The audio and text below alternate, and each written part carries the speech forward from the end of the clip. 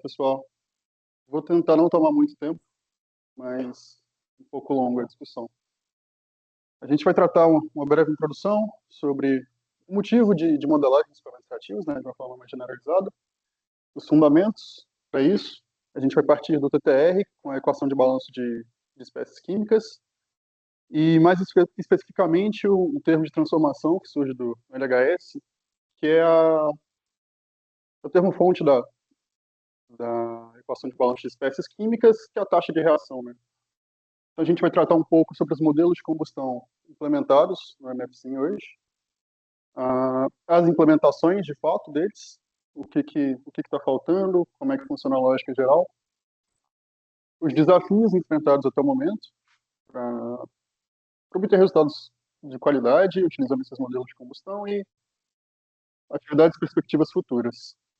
Bom, então, de uma forma geral, os escoamentos reativos eles estão presentes numa diversa gama de processos, né, desde processos industriais, como refino, o pessoal faz lá na Petro, né, a dispersão de poluentes atmosféricos e aquáticos, em processos biológicos, tanto no nosso organismo, como estações de tratamento de água, processo de fermentação para cerveja, e o que é o foco do meu trabalho em si, em processos de combustão.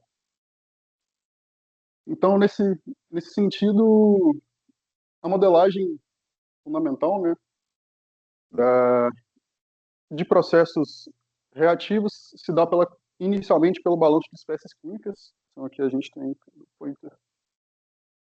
o TTR, como a propriedade intensiva vai ser a massa da espécie K, extensiva a fração mássica dmdk sobre dm, resulta na fração mássica. Vale lembrar que o somatório das frações mássicas para a quantidade n de espécies dentro de um mesmo volume, no mesmo tempo, é sempre igual a 1. Uma informação importante para a gente. Então, lá do LHS vai surgir, de dentro desse termo de variação temporal da massa no sistema, um termo transformativo e um termo difusivo. E são esses dois aqui embaixo. O foco principal na modelagem de combustão em si se dá na modelagem desse termo de transformação aqui. Então, aplicando o teorema de Gauss, o teorema da localização, a gente partindo direto também para a forma diferencial da equação de balanço. E percebam aqui que eu acabei trazendo o termo difusivo que a gente teria junto, um termo de transformação, para dentro do termo adjetivo. Importante ver, nesse ponto, que a gente tem N equações dessas, uma para cada espécie, K. E que o somatório dessas N equações, elas têm que satisfazer a conservação de massa global. Conservação em si mesmo, né? Então, o somatório dos termos do lado esquerdo, eles vão resultar para a gente aqui, o somatório de K igual a 1, a gente comentou antes, então ele vai sumir, da mesma forma. E aqui a gente cai no balanço de massa global. A gente tem aqui o termo difusivo, somado nas N espécies, e o nosso termo a ser modelado e tratado mais à frente, somado nas N espécies. Aqui entra um pulo do gato. O somatório, esse termo em si, ele representa a taxa de transformação de uma espécie K nas outras N-1 espécies disponíveis no sistema. Então, ele não representa a troca de energia em si, mas só a conversão de massa. E eu preciso garantir que mesmo no sistema reativo, eu tenho conservação de massa. Por química em si, o somatório desse WK para as N espécies vai ser sempre igual a 1. Porque eu não tenho energia se transformando em massa dentro da física que a gente observa, né, dependendo do nível da física que você está tratando na quântica ou na termoquímica, isso pode acontecer, mas aqui não. Então, esse somatório vai ser igual a 0. Do lado de lá, a gente sabe que é 0. Acaba que a gente obtém uma condição geral para conservação total, conservação global de massa para sistemas reativos. Então, a gente tem a fração mássica, igual a gente discutiu, e a velocidade difusiva, normalmente obtida por 3 abordagens mais comuns, com sistemas multicomponentes, pela lei de Fick, ou pelo mixer average, que é tratado na aproximação de Hirschfeld-Kurtz. Eu não vou entrar muito em detalhes, mas se tiverem dúvida depois, a gente comenta sobre. Então, como a gente tem foco agora em tratar o termo de transformação, a gente pode afirmar mais uma vez que a taxa, ele representa a taxa de conversão de massa K de uma espécie nas outras. Eventualmente, essa informação ela precisa ser transmitida para a equação de energia, então ela é transmitida no formato de uma entalpia vezes essa taxa, o somatório disso tudo, para entrar no termo fonte de calor da equação de energia. E a modelagem desse termo é o foco principal dos grandes problemas de combustão, né? Então, aqui, só uma imagem ilustrativa do trabalho do McDonald, do Colorado, 2017. Eles estão simulando uma chama de CH4, e para cada uma dessas imagens, eles usam um modelo de combustão diferente. Aqui ele está usando EDC, RANS, ED e de KTFC, que é isso do Zeeman. Esse é uma variação desse modelo central.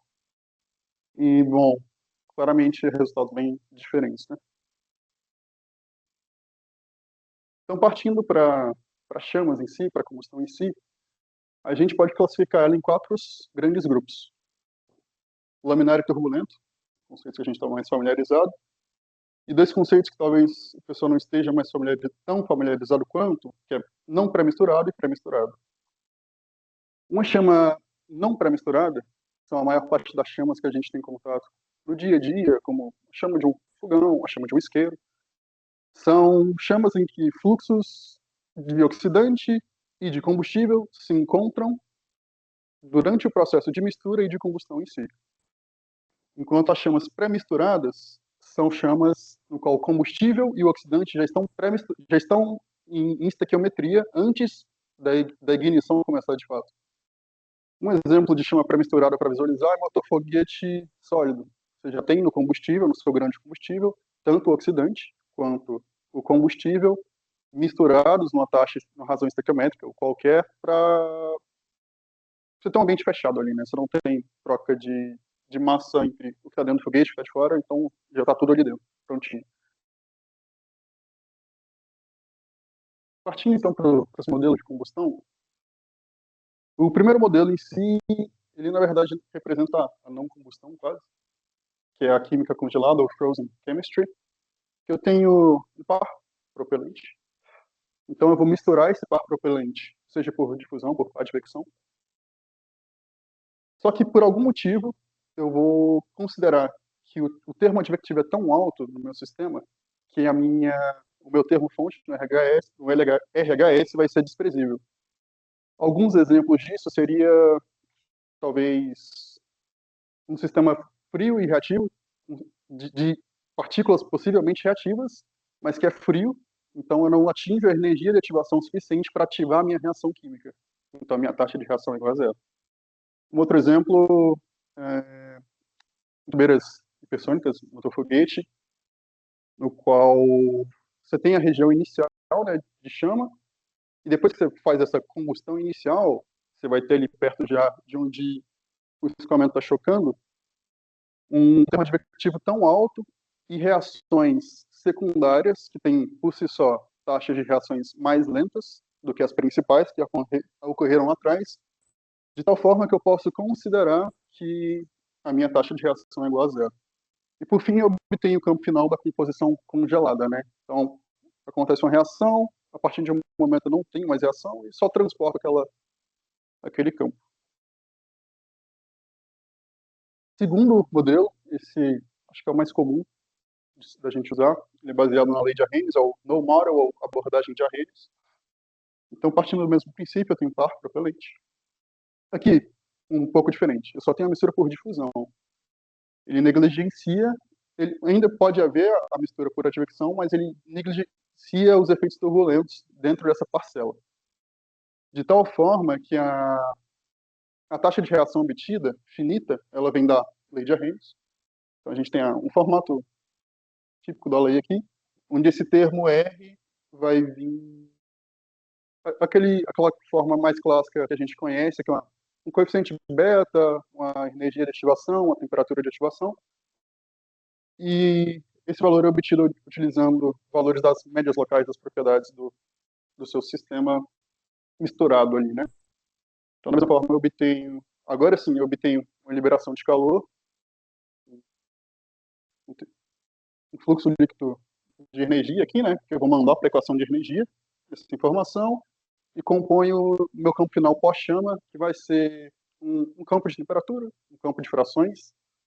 Para esse caso, um campo de fração de mistura. Não, ainda não. No próximo caso, a gente entra com outra informação, que é a fração de mistura. Então, os dois casos anteriores são mais comuns de serem utilizados em chamas pré-misturadas, mas podem ser usadas nas chamas não pré-misturadas. Outro nome que as chamas não pré-misturadas têm são chamas difusas. Nomenclatura dada por esses dois caras aí, em 1928, quase 100 anos atrás, que eles desenvolveram isso. Então, partindo do mesmo princípio, ar propelente, mistura, e aqui eles tiveram uma sacada, que é, para uma chama difusa, eu preciso separar a resolução do meu problema em duas etapas. Primeiro, a solução do meu problema de mistura, e a segunda parte, a solução da minha estrutura de chama. A estrutura de chama, como a gente comentou, são os campos finais, então é a aglomeração de três informações vitais que vai ser o campo de temperatura, o campo de frações e um campo de fração de mistura. A fração de mistura representa, como o próprio nome diz, a mistura, o nível de mistura de uma determinada região, de uma determinada zona do seu domínio. Então, onde eu tenho apenas oxidante, a minha fração de mistura é zero. Quando eu tenho combustível puro, a minha fração de mistura é 1. Qualquer valor intermediário é esse, é passível de ter reação, mas eu só afirmo que existe reação de fato quando a fração de mistura, na minha região, é exatamente igual à fração de mistura estequiométrica. Isso eu determino por cinética anteriormente. E que quando essa condição aqui é satisfeita, a reação é instantânea. Então eu não tenho atraso nenhum de informação na hora de executar a reação em si. E em seguida, da mesma forma, eu resolvo agora a parte 2 do meu problema, resolvida a questão da mistura, né? Eu resolvo a estrutura da chama. Ups, too much. Então, partindo para uns modelos mais recentes, esse é do Spalding, de 77 a 78. E aqui, interessante que nesse modelo ele já trata a parte da mistura como uma dependência apenas do fenômeno turbulento. Então ele despreza qualquer outro efeito que possa ter na modelagem da mistura. E ele afirma que a gente vai ter a formação das estruturas servilionares, né? A obtenção da escala temporal característica para cada região. E que o meu tempo que eu vou compor aqui embaixo, na minha taxa de reação, é justamente o tempo que vem o tempo característico das escalas turbulentas. Ele também tem uma influência pequena das flutuações de temperatura, que aqui embaixo é representado pelo θ maiúsculo. Esse θ maiúsculo, de forma similar à fração de mistura, ele é uma informação de temperatura reduzida, ou a variável de progresso, que representa um valor também unitário, de 0 a 1. 0 quando fresco, 1 quando queimado. Então, dessa noção de bolsões, de regiões passíveis de ser queimada e regiões onde aconteceu reação. Quando eles desenvolveram o modelo a primeira vez, eles utilizaram K-epsilon, o fechamento K-epsilon, acabou que o período aqui também ficou dependente das informações que vêm do K-epsilon, mas hoje em dia você pode usar qualquer fechamento e qualquer outra informação que lhe convenha, que você já tenha, para resolver o problema como um todo, né? E no final a mesma coisa, a gente resolve a liberação de calor, a estrutura da chama. No BML, o Grey-Moss-Libby Model, as iniciais dos autores, a gente tem uma dinâmica um pouco diferente. Esse é o primeiro modelo que ele é exclusivo para chama pré-misturada. Os outros, eles eram, a depender de algumas coisas, você conseguia modificá-los para usar nos dois tipos de chama. Mas aqui só em chamas pré-misturadas. Então, ele parte de uma abordagem de misturar a PDF, as funções probabilidade e densidade, ou alguma variação desse nome, com o fenômeno físico em si, que a gente vem observando. Então ele resolve o problema da mistura, de novo, pela pelas intensidades turbulentas, pela turbulência em si, ele gera um enrugamento da frente de chama, e a partir desse enrugamento, ele calcula uma área da frente de chama. Aí, é relativamente intuitivo que quanto maior a área da sua frente de chama, ou seja, a sua área de mistura, mais reativo é o seu sistema. Porque, bom, você tem mais coisas em contato, então a chance de terem coisas reagindo é maior. E com base nessa área, ele define a equação da PDF, que vai ser aqui um primeiro termo alfa delta, esse aqui é referente aos gases frescos, aí o beta 1 menos a nossa variável de progresso referente aos gases queimados, e esse último é referente à região de reação em si. E, bom, ele compõe, então, o fechamento, com base nas informações da turbulência, com o período turbulento, né, a escala temporal da turbulência, as informações da nossa PDF, e ele acha uma taxa de reação média. Só que o que a gente precisa não é uma taxa de reação média, a gente precisa de uma taxa de reação. E para resolver isso, ele usa algumas abordagens. Eu não vou entrar nas outras porque eu não domino elas muito bem. Então, mas só citando, além das frequências de cruzamento de chama, tem as funções, desculpa, tem a taxa de dissipação escalar e tem outro tipo de função densidade que resolve esse problema. No caso das frequências de cruzamento de chama, ele considera que dentro dessa área, já que eu tenho essa variável θ maiúsculo que me informa se eu estou numa região fresca ou queimada, sempre que eu atravesso a área, eu consigo compor uma função f que vai junto com esse modelo aqui de taxa de reação. Essas são todas variáveis, então, velocidade de chama, espessura de chama, a escala temporal turbulenta, a densidade no volume em si. Eu vou conseguir obter uma taxa de reação e, por fim, eu resolvo mais uma vez a estrutura da chama. Agora, esse e o próximo modelo são dos mesmos autores. E, bem, de forma bem similar ao que o EBU faz, que é aquele primeiro modelo que só considera que a turbulência age na resolução do problema da mistura, é que eles falam uma coisa bastante similar. Então, na mesma lógica, eles vêm e determinam a escala temporal, que vai compor depois a minha taxa de reação, mas aqui, antes, ele também despreza as informações de cinética, mas ele, em vez disso, ele considera as informações dos seus campos de frações. Então, a gente olha a equação A, a gente tem as frações do fio e do oxidante, né? Oxidizer. Que, em comparação à BU, trazem um pouco mais de precisão, apesar de não considerar cinética em si, consideram os termos reativos do seu problema. E, por final, ele resolve a estrutura da chama. O EDC é um pouco mais diferente, o Area Dissipation Concept. Então, aqui, mais uma vez, problema de mistura dependente apenas da turbulência. Ele se baseia no conceito do modelo da cascata de energia. Então, ele identifica zonas de reação em pequenas estruturas.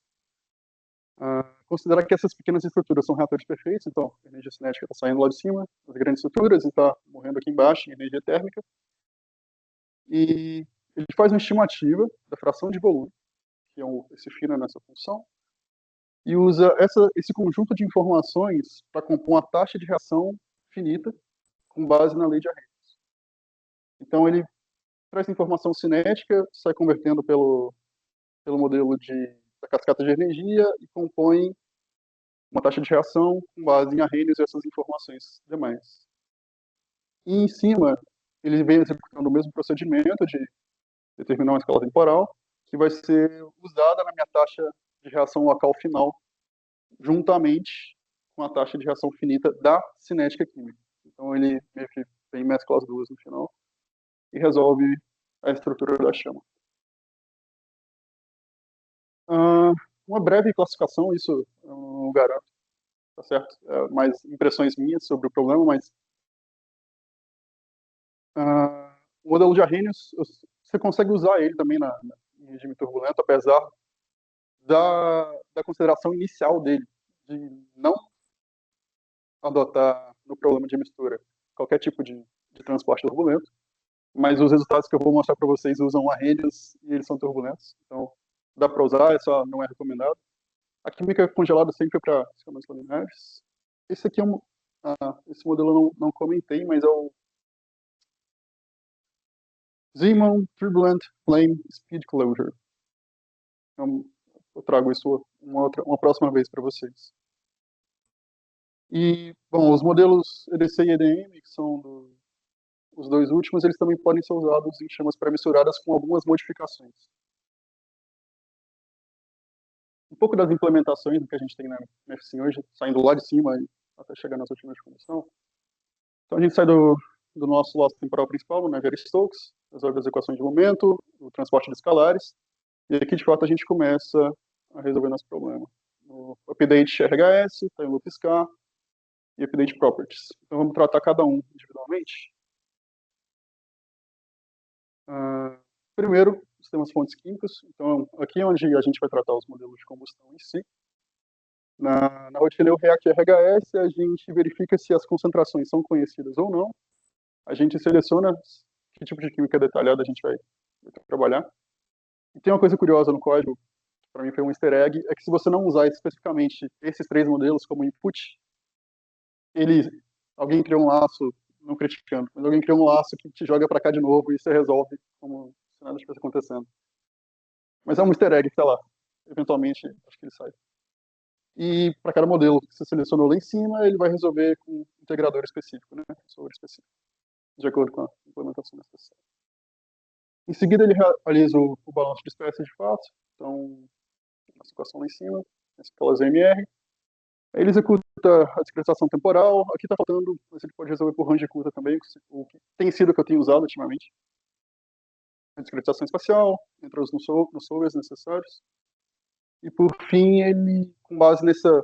Então, no passo anterior, quando a gente está resolvendo o balanço, a gente acaba encontrando os campos de frações no próximo passo, né? A gente, com base nisso, atualiza as propriedades fluidodinâmicas com base no que a gente calculou. Desafios, de uma forma geral, né, que eu tenho encontrado os que eu enfrentei até o momento nas últimas de combustão. Então, é o termo difusivo para o balanço de espécies, aquele VK que a gente viu lá no começo, na nossa condição de conservação de massa total. A interpolação fino-grosso para esses escalares reativos e o acoplamento pressão-velocidade no momento de ignição. Esses dois aqui a gente tem visualização deles, esse último eu vou comentar por cima. Então, para o termo difusivo no balanço das espécies, quando a gente comentou lá no começo, existem três formas de resolução, três formas principais de abordagem do problema. A primeira era o sistema multicomponente. No sistema multicomponente, você considera que cada espécie tem uma difusividade em outra espécie, tem um valor de difusividade, da propriedade em si. Então, acaba que, quando você for calcular a difusividade de todas as espécies, você vai ter um sistema N por N, que vai precisar ser resolvido em cada volume, em cada uma das três direções para cada parte de tempo. Isso é inviável para um plano de combustão real, a não ser que a gente consiga resolver isso em GPU, né? Mas, bom, aí a gente acaba caindo nas duas abordagens simplificadas, que é o Mixer Average e o Unit Lewis. No Unit Lewis, a gente considera a priori que as difusividades de todas as espécies são iguais.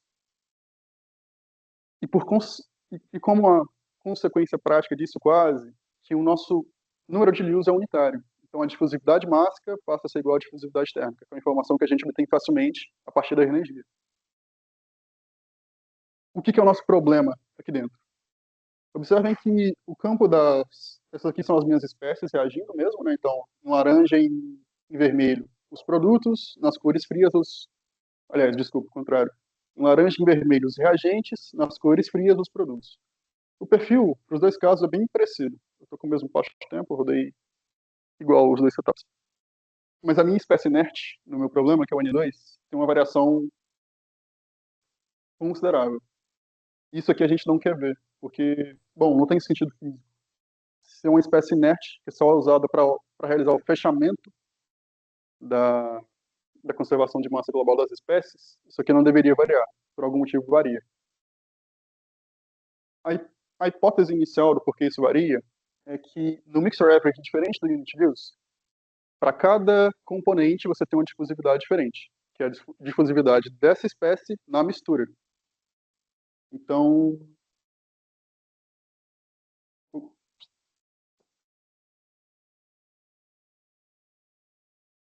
então a gente precisa compor uma forma de correção dentro da minha equação de balanço, especificamente dentro do meu termo difusivo aqui, no VKI, para que eu possa manter a, a estabilidade da espécie inerte no sistema Mixer Average. E o nosso termo de correção aqui especificamente é esse segundo termo aqui no VKI. Aqui a gente tem um fluxo, né? Uma difusividade vezes o gradiente das frações massas, menos um ρ, YK para eu garantir meio que uma distribuição com base na presença daquela espécie K, porque VCI é uma constante para todas as espécies, no mesmo volume, no mesmo espaço de tempo. Então ele é composto pelo somatório dos fluxos difusivos não corrigidos de todas as espécies naquele volume de controle em questão. Bom, é uma coisa que eu estou implementando já tem, acho que, uns 2 meses agora.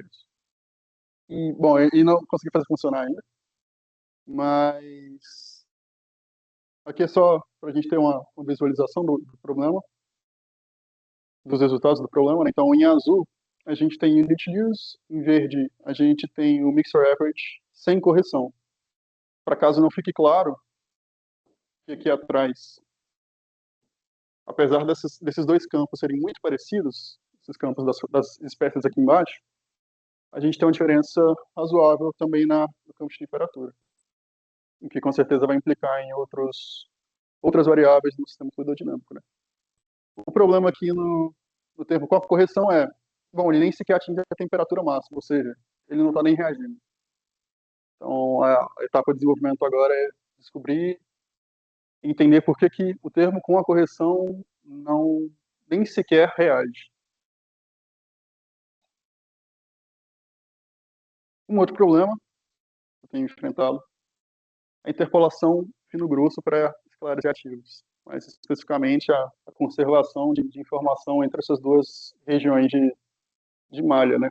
Então, aqui eu tenho dois escalares que são não reativos, então a velocidade e a temperatura, por uma chama Sandia D, essa é uma chama turbulenta que eu estou rodando, uma chama de propano turbulenta que eu estou usando arrheniums. Eu não deveria estar usando arrhenium, mas é o que eu tenho à disposição.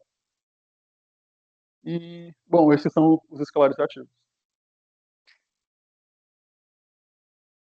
É, então, entre regiões de interpolação de malha, onde deveria realizar aquele cálculo ali, que ele aparentemente realiza bem para as outras informações, para os escalares reativos, especificamente, a gente tem esse problema. O João já se disponibilizou para me ajudar e espero ter respostas para isso em breve. Mas, pelo que a gente tem observado, o que ele me ajudou a identificar no código pode ser uma mera questão de, nas rotinas que a gente viu lá atrás, de balanço de espécies, especificamente, está faltando em algum lugar chamar um average ghost ou um inject levels, algo do tipo. Nada que exige implementação grande em si. Vai ser só uma breve correção de 2, 3 linhas. O problema é identificar onde no código isso tem que ser feito. Bom, atividades futuras.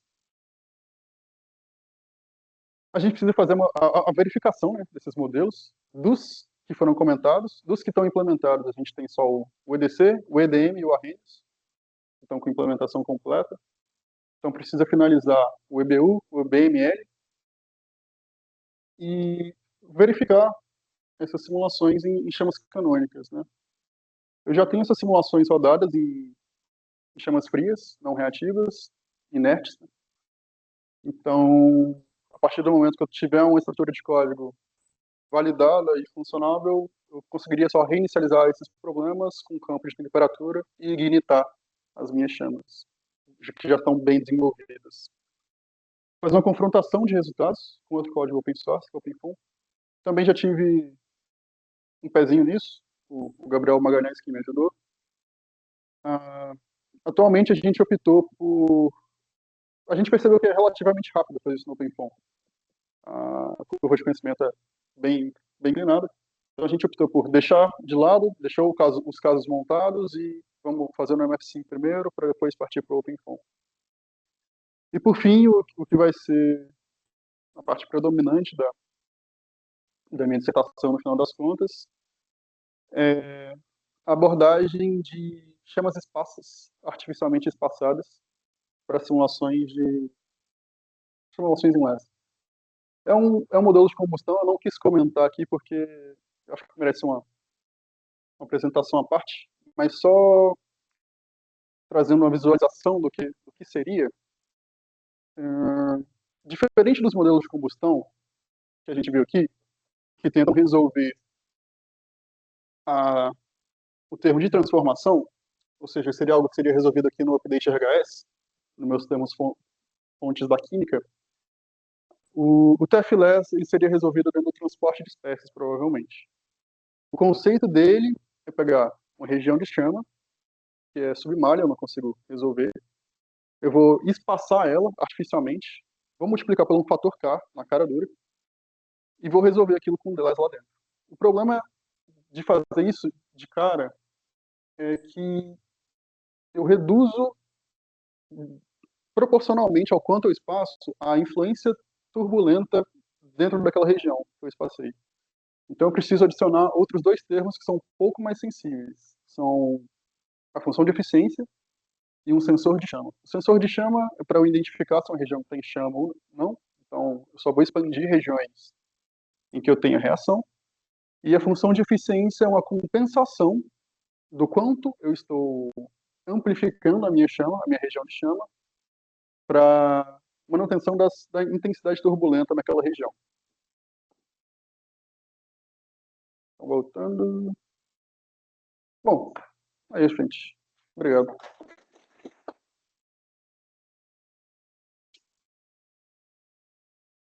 Pessoal, alguém tem alguma dúvida?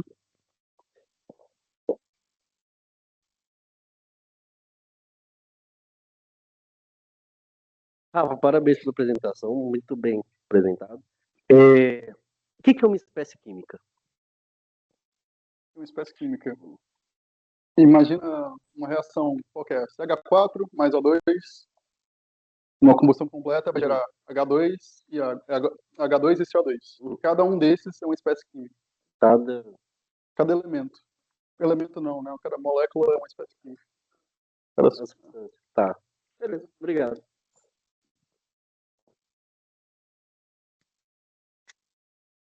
Parabéns pela sua apresentação, Rafael. Assim, seria mais uma questão de curiosidade, você está avançando ainda nas simulações, mas, assim, isso é uma coisa que, por exemplo, em aerodinâmica a gente pratica assim. Agora, eu queria saber como que funciona na combustão. Por exemplo, você quer ver onde está acontecendo a onda de choque na simulação de aerodinâmica. Geralmente você olha uma descontinuidade em algum campo. Como que você faz para ver onde está a frente de chama? Essa é a minha dúvida. Você tem as variáveis, igual a que a gente viu, a variável de progresso. Então, essa é uma das variáveis que você pode usar. Sim. Essa é uma das variáveis, que é uma variável que é dependente da temperatura. Então, por si só, a temperatura. Se você tem uma mudança de temperatura, significa que você teve pensando no processo molecular, né? Você teve uma quebra de uma molécula que liberou energia, e essa energia se transformou foi manifestada na forma de temperatura.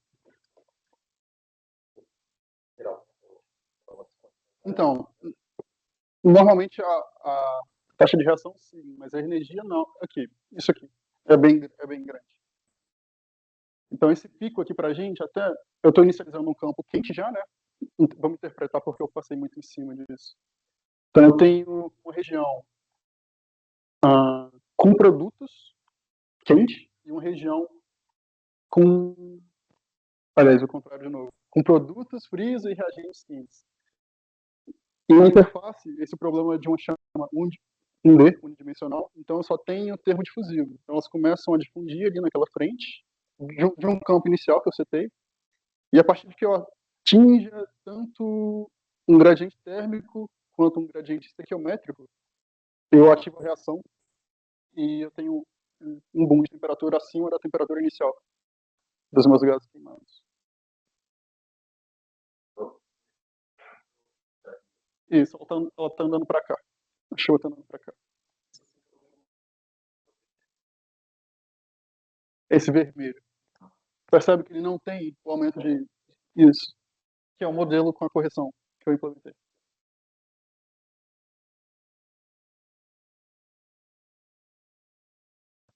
Parabéns pela apresentação.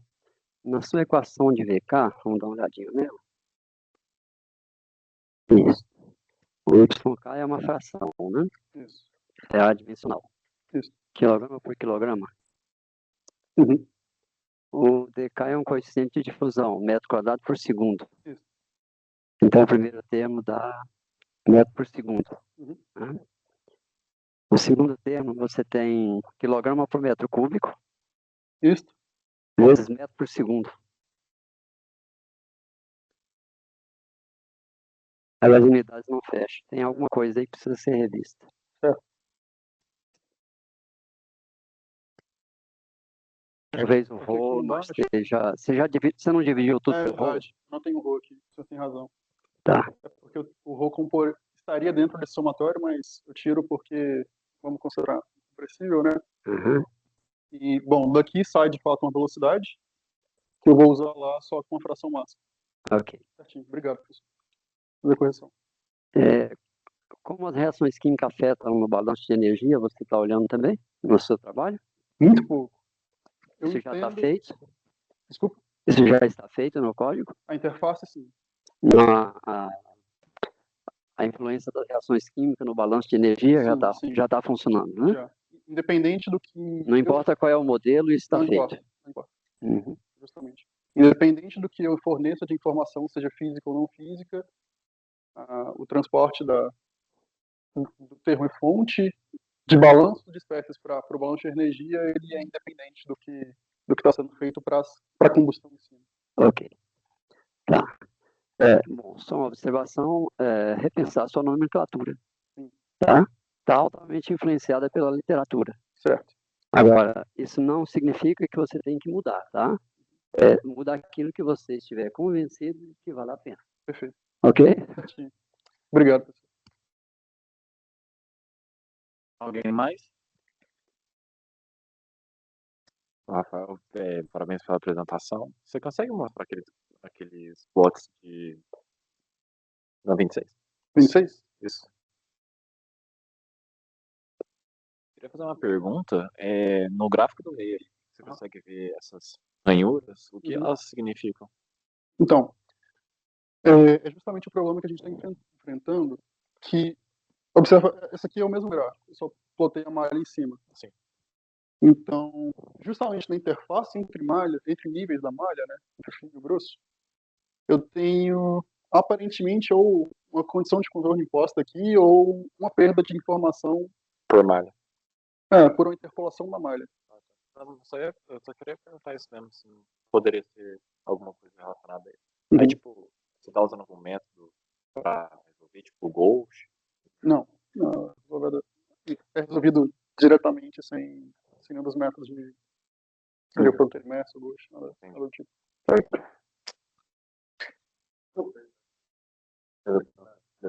O primeiro gráfico aqui, ele não tem as linhas. Qual que é a diferença entre eles? É porque, observa, o valor mínimo dele é 0. Então, só quando achamos de desenvolver bem, a resolução do projetor não é tão boa, mas eu te mostro a imagem depois. Aqui, tá vendo que talvez você consiga ver a sombra de uma dessas linhas. Consigo. Foi uma das pegadinhas que eu sofri, porque eu ficava observando justamente esse campo aqui, que é da minha fração principal. Eu não observava os demais campos. Então, eu deixei a simulação rodar muito tempo, achando que estava tudo bem. Uhum. E, bom, não estava. Só para matar um pouquinho mais da questão, todas as espécies na interpolação entre as malhas, os níveis de malha estão tendo esse problema. Apenas os escalares reativos. Se a gente olhar qualquer outra informação, ela é transportada normalmente. Temperatura, velocidade, tudo que a gente está Os acostumado. turbi, tudo. Então, a gente pode realmente aconchegar, vamos dizer, esse erro só na parte criativa do código. Só. E é curioso, porque eu já rodei essas simulações em multicomponentes, mas sem ativar a reação. E isso não acontece. Então é algo específico de sistemas reativos quando a reação está ativada. É como se fosse um W-dot que está acontecendo exatamente só na interface. É por isso que eu acho que não seja um W-dot. Seja uma questão de interpolação de malhas. Tá. Porque, aparentemente, a gente observa, não tem nenhuma informação esquisita, com exceção das linhas. Então, provavelmente, ele está resolvendo o problema corretamente. Só quando ele vai popular no meu passo-tempo próximo, as informações naquela região da malha, que ele peca. Então pode ser até uma colisão entre, olha, As informações de uma com a outra. você está criando uma malha mais fina e uma mais grossa. Na hora que você junta essas duas, nessa interface, alguma coisa está acontecendo que, vamos dizer, está somando esses dois valores e colocando esses dois valores para uma. Doideira. Nem, né?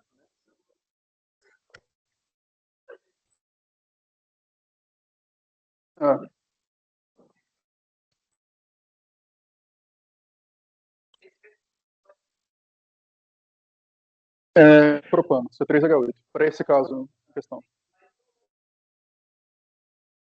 Reage.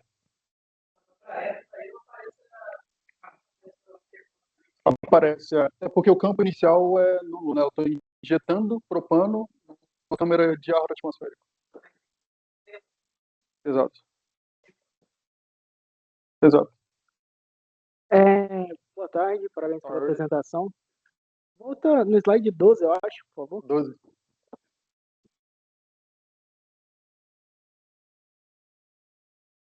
Eu vou. Tá.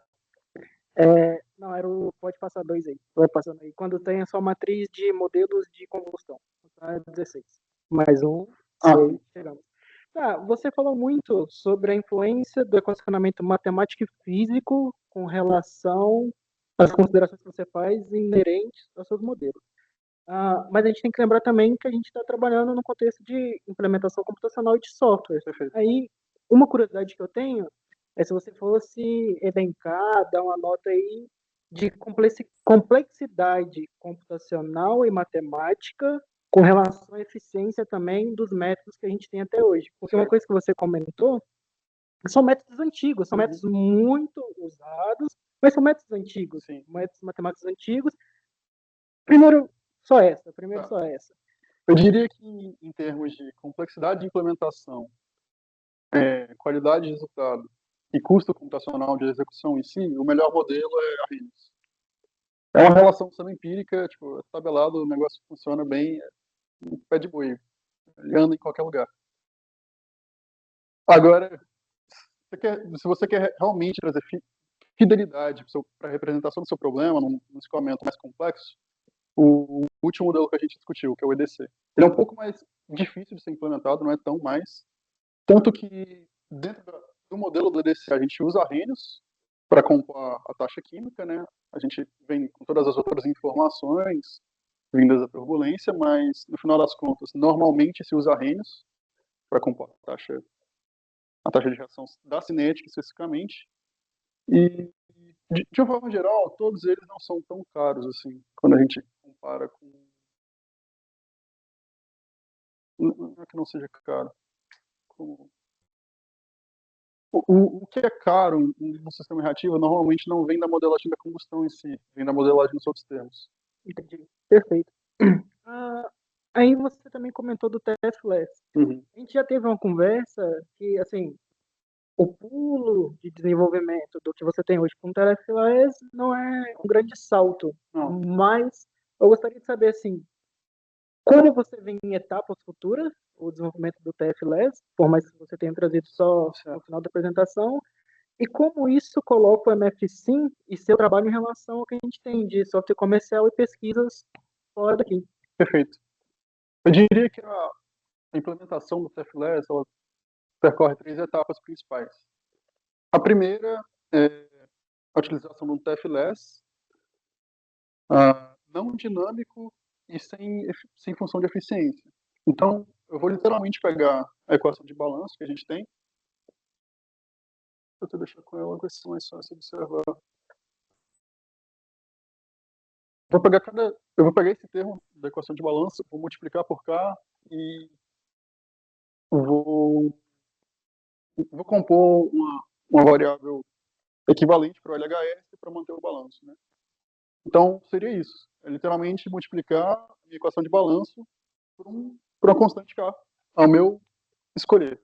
Tem no trabalho do Colin, que foi o primeiro cara que falou sobre o TFLess, ele já tem uma lista lá de valores de K aceitáveis, dependendo de outros adimensionais que são utilizados em sistemas ativos, como o número de Dunn-Kruger ou o próprio número de Lewis.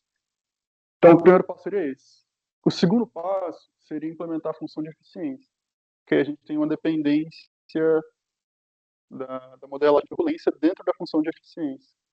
Mais especificamente do termo de velocidade submalha, termo subgrid, né? Aí é uma coisa meio sensível que merece um pouco mais de cuidado.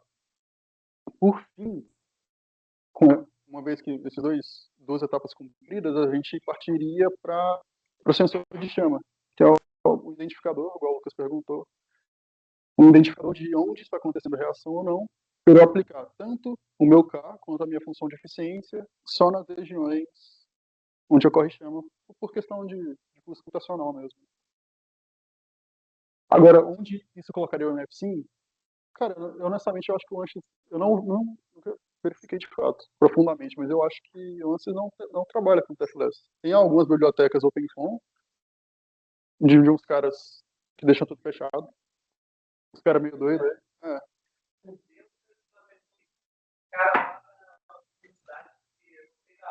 Achou que ia ser uma boa ideia fazer, ele foi lá e fez, ficou lá. Mas seria um passo considerável dentro dos problemas de combustão, especificamente. Entendi, muito obrigado. Eu que agradeço. O João tem uma dúvida. Antes do João, só o Christopher tem uma dúvida. Pode falar, Christopher, a gente está te ouvindo. Oi, vocês estão me ouvindo aí? Estamos. Beleza. Parabéns, Rafael, pela apresentação. Valeu, Cris. Eu queria saber se, além do campo de temperatura, campo de pressões, eu não sei se você já mencionou o campo de massa específica também tem. E minha segunda pergunta é sobre o gás inerte, né? Como eu poderia convertir esse gás em um gás ativo? Era isso mesmo. Tá, Cris. A primeira pergunta é sobre massa específica, né? Isso. Certo. É uma boa pergunta. De uma forma geral, a gente não tem interesse em observar diretamente o campo de massa específica, porque como é uma propriedade que acaba sendo calculada posteriormente do meu modelo de combustão pelo Cantera, né? Então eu calculo as informações de combustão, jogo tudo aquilo no Cantera, principalmente através do meu campo de temperaturas, e com o campo de espécies que eu tenho e o campo de temperatura, o Cantera me volta as propriedades daquele fluido para aquela condição de temperatura especial. Agora, a segunda pergunta, você pode repetir, por favor? Sim, sobre o gás inerte, né? Dá para convertir esse gás inerte em um gás ativo? Ou não sei se está bem certo, feita é a uma boa pergunta. pergunta. É uma boa pergunta. Em alguns casos de combustão, você não tem gás inerte de fato. Mesmo o N2, e, bom, para a maior parte das químicas que a gente tem na atmosfera, a gente considera inerte, porque por ser principalmente uma espécie diluente, ou seja, a fração dele é tão maior que as outras que a gente considera que ela não varia. Mas existem mecanismos cinéticos, que é uma coisa que o Estevão apresentou semana passada, que levam em consideração, sim, que esse gás inerte, ou esse gás diluente, também opera reações secundárias dentro do seu esquema de reação global. Entendi, entendi. Acho que Isso. valeu. Obrigado, Rafael. Valeu. Ô, Rafa, no slide 6, acho que no slide 6, 6. eu acho que eu... Certo. Então, você falou que esse ômega K, ele compõe ainda o termo fonte da equação de balanço da energia, né? Sim, Eu não entendi muito bem que esse K indica que é de cada espécie. de cada espécie, né? Como que ele, se ele é de cada equação de balanço para resolver cada espécie, como que ele é interpretado na equação de energia, como que ele é elevado e ele, por exemplo, se ele soma Sim, todas, sim, ou... exatamente. Primeiro, ele é levado como um somatório do produto da entalpia de cada espécie vezes a taxa de reação de cada espécie. Isso não dá zero. Eu fiquei Ah, tá, eu pensei que era isso, Por ia causa- dar 0 ou 1. por causa da influência das entalpias. Ah, Então acaba que o somatório desse produto em questão, ele não é zero. uhum. E isso acaba entrando no termo fonte da equação da energia. Né? E Aí como isso é transportado exatamente no código, eu não sei não. Foi o que o Alisson me perguntou, eu sei que funciona, então... uhum. E tem alguma... Sim. É.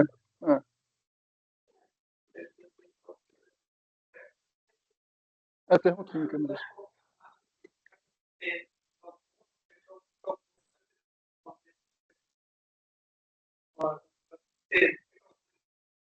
Exato. Exato. João? E então, você sabendo a entalpia, você já sabe mais ou menos como que vai ser modelado na equação da energia térmica, esse termo, de cada Se eu não componente. soubesse a taxa de reação, você fala? O ômega K depende do que mesmo? Esqueci. O Da ômega K aqui? entalpia? Exato. Não, esse ômega K aqui? Uhum. Não, ele vai depender da temperatura dos seus campos de fração mássica e do seu campo de fração de mistura, para chamas difusas. Né? Ah, tá. Então, é temperatura, fração mássica, eu vou compor uma taxa de reação. Uhum. Na entalpia, eu já botei a influência da temperatura também, né? Sim. Pelos polinômios Janach. Então, de forma geral, é tudo muito dependente da temperatura. Acho que até por isso que a informação é relativamente fácil de ser transportada para a equação de energia depois. A informação meio que adiciona na equação da energia, mas ao mesmo tempo fica meio que implicitado. Exato. Ah, beleza. Eu agradeço. Alguém tem mais alguma pergunta?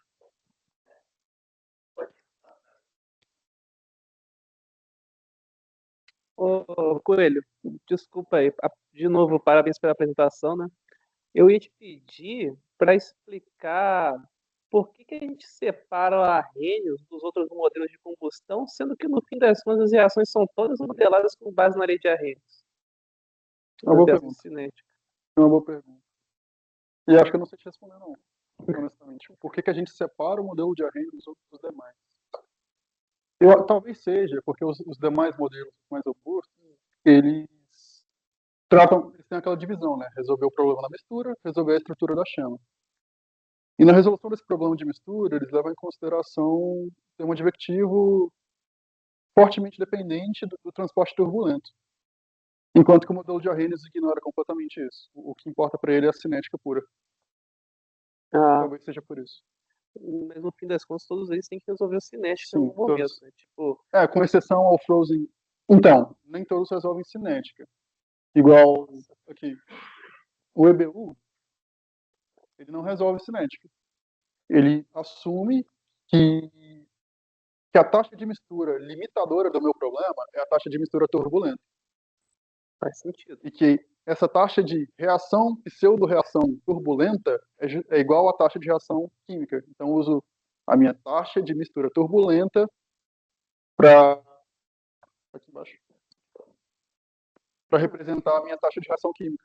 Pera, tem uma taxa de reação turbulenta. Uma taxa de mistura turbulenta, desculpa. Ah, taxa de mistura turbulenta. Tá, mas como que uma espécie vai se transformar na outra se ela não reage?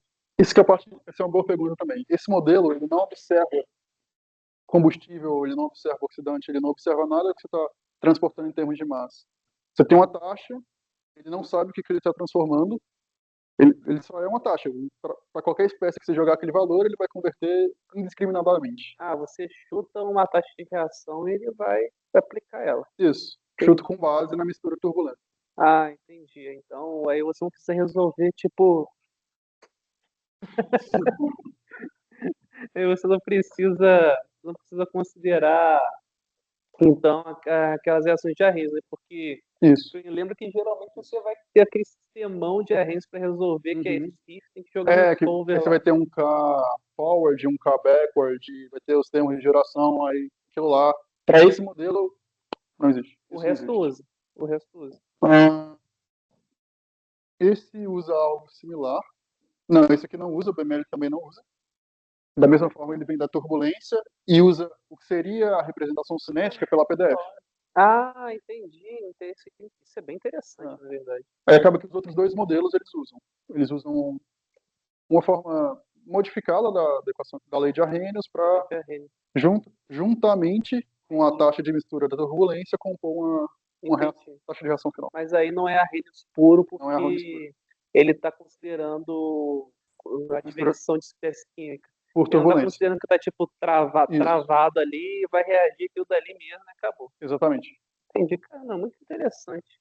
Tudo porque tem turbulência. Tudo porque tem turbulência. Nossa, muito interessante, cara. Muito interessante. Esse negócio de modelo de reação é complicado. Mas é legal. Parabéns, Coelho. Valeu.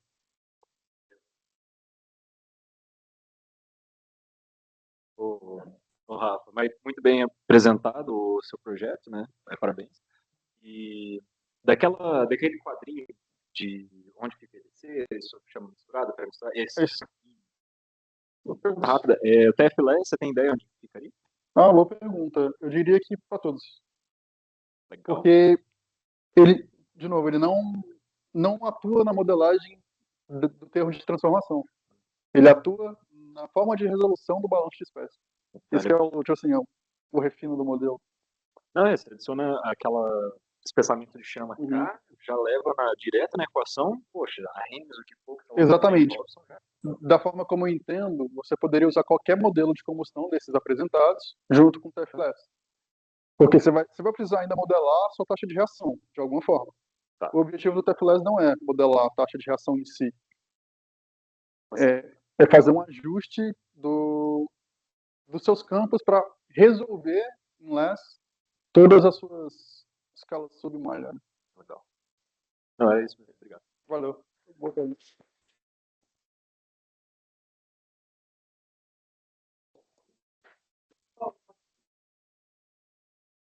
Volta não!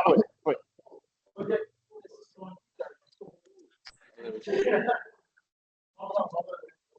Qual?